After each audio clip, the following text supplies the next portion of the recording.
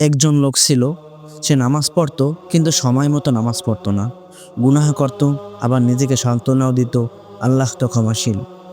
এক রাতে সে এক ভয়াবহ স্বপ্ন দেখলো। সে নিজেকে দেখলো এক বিশাল অন্ধকার মাঠে দাঁড়িয়ে আছে, চারপাশে কান্না, ভয় আর আতঙ্ক। হঠাৎ তার সামনে দেখা গেল একটা সরু সেতু, চুলের থেকেও পাতলা, তলোয়ারের থেকেও ধারালো। এর নিচে জ্বলছে ভয়ঙ্কর আগুন।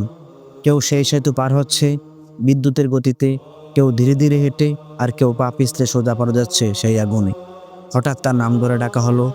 তার বুক কেঁপে উঠল। সে বলল, ইয়া আল্লাহ, আমাকে আরেকটু সময় দাও। তখন একটি কণ্ঠস্বর এলো, সময় তো তোমাকে আগেই দেওয়া হয়েছিল, এখন আর কোনো সুযোগ নাই।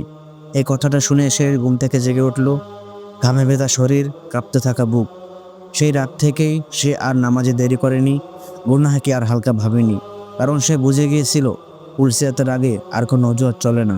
এই কথা দিয়ে আমরা এটাই বুঝলাম যে সময় থাকতে আমাদের সময়কে কাজে লাগাতে হবে, সময় চলে গেলে আর কখনো কাজে আসবে না।